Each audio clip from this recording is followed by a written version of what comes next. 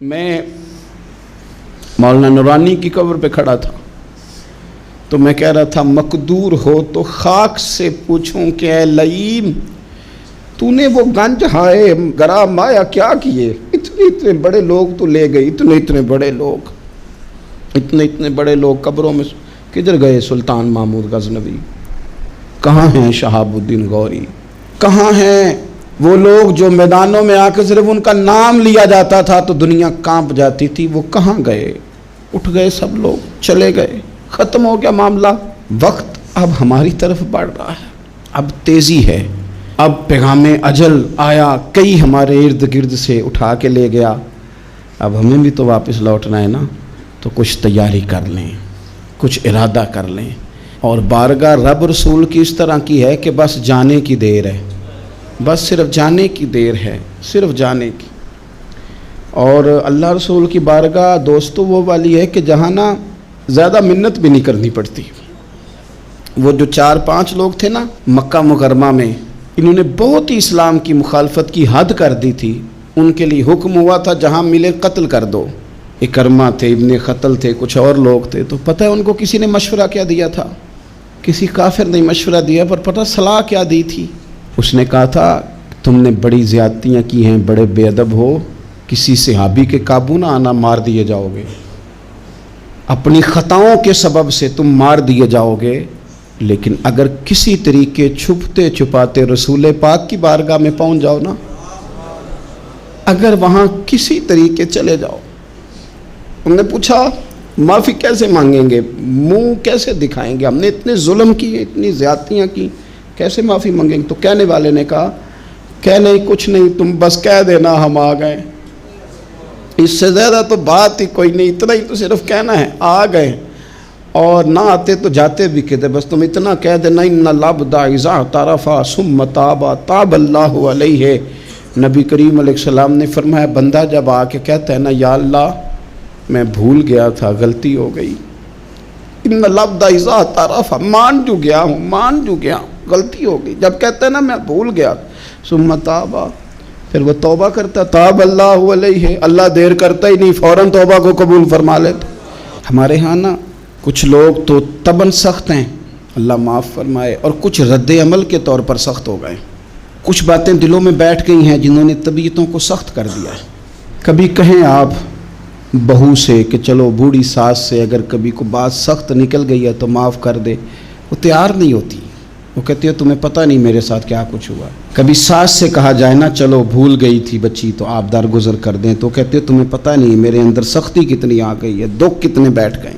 ہم طبیعتوں میں سختی کر بیٹھے، ہمارے دل دھڑکتے ضرور ہیں لیکن صرف اپنے بچوں کے لیے، ہمارے سینوں میں درد اٹھتا ضرور ہے لیکن صرف اپنوں کے لیے۔ ہم نے نا 2 4 5 6 باتیں جمع کر کے ان پر پورا ذہن بنا کے سخت ہو گئے ہیں، طبیعتیں سخت ہیں، دل سخت ہیں۔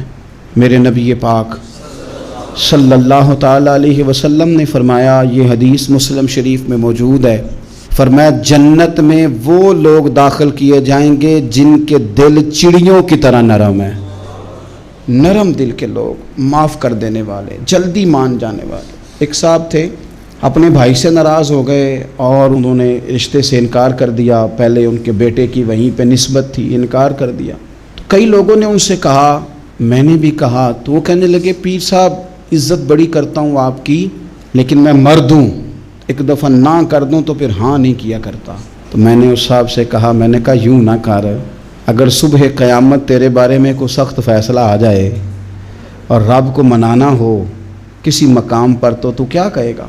بہانے بنا کے ہم سخت ہو گئے، دل اتنے سخت پتھر کر لیے، میں فلاں ہوتا ہوں جی، میں نہیں دوبارہ کسی کی سنتا۔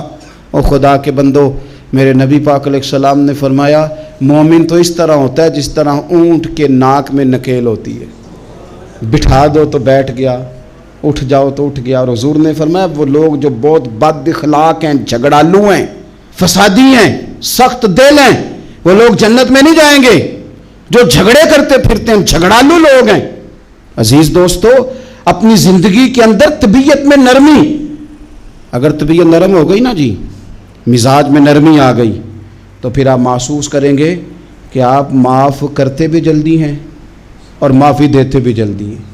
پھر آپ کے تعلقات بچیں گے، آپ کی نسبتیں بچیں گی، آپ کے بہت سارے رشتوں میں قربت آئے گی، ٹوٹیں گے نہیں۔ ایک تو دل نرم کریں، کسی شخص کے بارے میں دل میں کوئی بات ہے تو اسے معاف کریں اور معافی دیں۔ کچھ لوگ بالکل ٹھیک ٹھاک ہوتے ہیں، کوئی ناراضگی نہیں ہوتی، لیکن آپ نے بچی کی شادی کا کارڈ دیا نہیں تو فوراً ناراض ہو جاتے ہیں، اور پھر آپ سمجھا رہے ہیں، قائل کر رہے ہیں، وہ تیار ہی نہیں ہے قائل ہونے کو۔ سنو، اور اس حدیث کو یاد رکھنا، نبی پاک صلی اللہ تعالیٰ علیہ وسلم نے فرمایا جس کے پاس اس کا بھائی عذر لایا، بھائی معافی مانگنے آیا اور پھر اس نے معاف نہ کیا، اللہ کے حبیب فرماتے میرے حوض کوثر پہ نہ آئے۔ تو سخت ہو کے بیٹھ گیا، تو کہتا ہے میرے سے پہلے سنے، میں آپ کو بتاؤں اس نے میرے ساتھ کیا کیا، اور ٹھہر جا۔ اگر حساب کتاب کے بعد معافی والا اصول رکھ لیا جائے کہ پہلے حساب کتاب ہوگا، غلطیوں کا مداوع ہوگا، پھر معافی ہوگی، تو یہی حساب اگر رب کریم بندوں کے ساتھ کرے تو پھر میں اور آپ کدھر جائیں گے؟ تو اس سادی بات پہ آ جاؤ نا، تو دو جملوں میں حضور نے سمجھائی ہے، فرمایا تم رب کے بندوں کو معاف کر دو، اللہ تمہیں معاف کر دے گا۔ تو آج کی شب سے پہلے، آج کے دن سے پہلے، رمضان المبارک کے تشریف لانے سے پہلے اپنی طبیعت کے اندر ایسا ذوق لائیں، ایسی طبیعت لائیں کہ ہم نے معافی دینی بھی ہے اور معافی لینی بھی ہے۔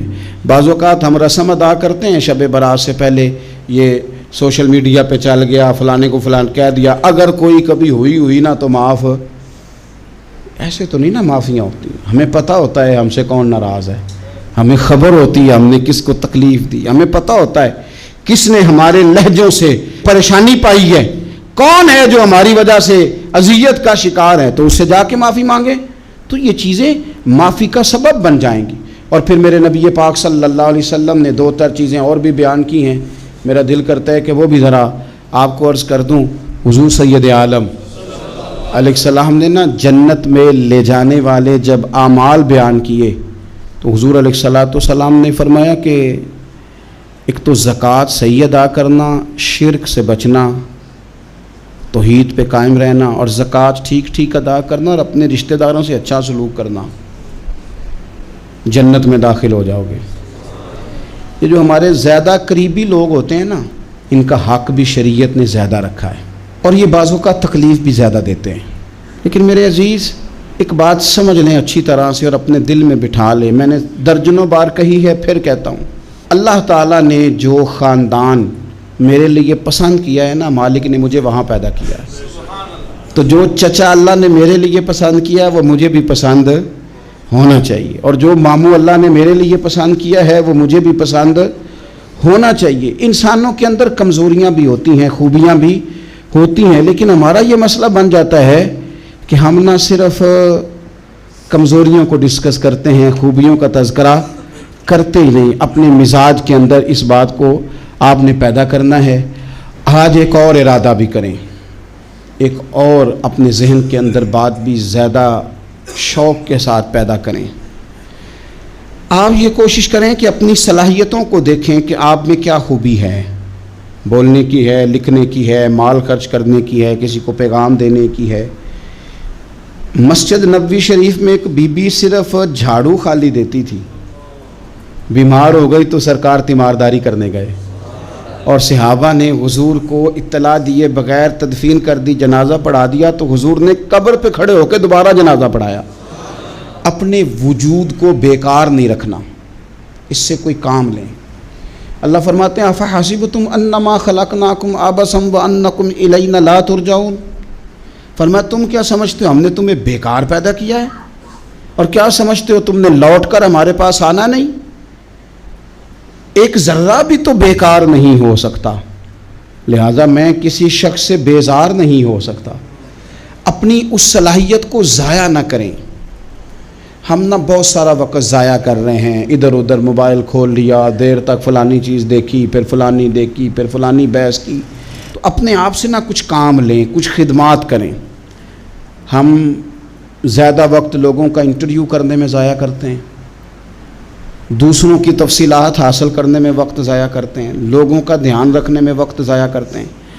آج کے بعد اپنا دھیان رکھنا ہے، اپنی صحت کا دھیان رکھنا ہے، اپنے معاملات کا اپنے اوپر تھوڑی توجہ دینی ہے، کوشش کرنی ہے کہ کس حد تک ہم اپنی صلاحیت سے فائدہ لے کے کسی کا کچھ نفع کر سکتے ہیں تو وہ نفع کریں، اپنے وجود کو نفع بخش بنائیں۔ حدیث پاک سنیں گے تو آپ محسوس کریں گے کہ اللہ کتنے اجر دینے والا ہے۔ نبی پاک علیہ السلام نے فرمایا جس نے دین کے رستے میں اتنی دیر بھی قتال کیا، لڑا اتنی دیر جتنی دیر اونٹنی کا دودھ دھونے میں لگتی ہے، اتنا تھوڑا وقت بھی دین کے لیے اگر کوئی نکلا، جد و جہد کی، قتال کیا، لڑا، فرمایا اس بندے کو بھی اللہ جنت عطا فرما دے گا۔ اتنا تو کام کرے نا، اتنا تو کام کرے۔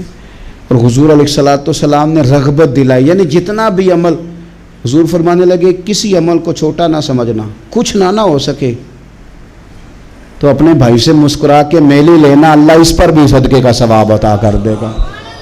اور نبی پاک علیہ السلام نے فرمایا دوزخ سے بچ جاؤ صدقہ دے کے۔ خیال آتا تھا یا رسول اللہ کتنا کو دیں؟ تو فرمایا خشک کھجور کا ایک ٹکڑا، یعنی پوری کھجور بھی نہیں، خشک کھجور کا ایک ٹکڑا بھی خیرات کر کے بچ سکتے ہو تو وہ کر کے ہی صدقہ دے کے اللہ کے عذاب سے بچ جاؤ۔ معنی کیا ہے ان ساری روایتوں کا کہ کچھ کرو تو صحیح نہ، کچھ کرو تو صحیح نہ۔ ہمارے ایک بزرگ تھے تو کرونا کے دنوں میں انہوں نے ایک جملہ کہا، کہنے لگے یہ کرونا پتہ تمہیں کیا کہنے آیا ہے؟ کہنے آیا ہے کہ بیماریاں آ رہی ہیں، حالات خراب ہیں، یہ کرونا نہیں، یہ کہتا ہے کچھ کرو نا، کچھ اللہ اللہ کرو نا، فارغ نہ بیٹھو، دیکھو کیسے لوگ ڈھیروں کے ڈھیروں اب جا رہے ہیں، اب کچھ کرنا ہے انشاءاللہ تعالی، اب کچھ وقت ضائع نہیں کرنا اور زندگی میں کچھ۔ میں کہہ چکا ہوں کہ ایک بندے کو بھی اللہ نے بیکار نہیں پیدا کیا، ہم نے خود اپنے آپ کو بیکار کر لیا۔ اپنے آپ کو بیکار نہ کریں۔ جب رب کہتا فَحَسِبْتُمْ أَنَّمَا خَلَقْنَاكُمْ عَبَثًا، کیا تم سمجھتے ہو میں نے تمہیں بیکار پیدا کیے؟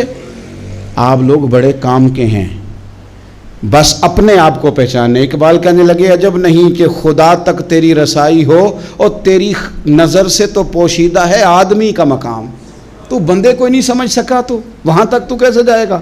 اپنے آپ کو پہچانے۔ یہ جو کہتے ہیں نا مجھ سے کچھ بھی نہیں ہوتا، ناراض تو نہیں ہو جائیں گے؟ یہ کچھ کرنا نہیں چاہتے، یہ صرف ادھر ادھر دھیان رکھ کے ایک فوٹو چڑھا کے ادھر بھاگ ادھر اپنے نفس کو راضی کرتے ہیں۔ نفس بس کہہ رہا ہے آج یہ کر لو تو وہ کر لیا، ادھر دیکھ لو تو ادھر دیکھ لو۔ اس سے نکلیں، مثبت مضبوط مستحکم ارادے کریں اور پھر چل نکلیں۔ لڑنا شرط ہوتا ہے، جیتنا شرط نہیں ہوتا۔ تاریخ یہ نہیں دیکھتی کہ جیتا کون کون، تاریخ یہ دیکھتی ہے کہ لڑا کون کون، میدان میں کون کون رہا۔ اللہ بدر میں کامیابیاں دیتا ہے، احد میں کئی دفعہ کہتا ہے واپس پلٹو، خندق آئے گی تو پھر کامیابیاں مل جائیں گی، خیبر آئے گا تو پھر کامیابیاں مل جائیں گی۔ تو اس لیے ہمیشہ جیتنا ہی ضروری نہیں، لڑنا ضروری ہے۔ ہمت کریں، کوشش کریں۔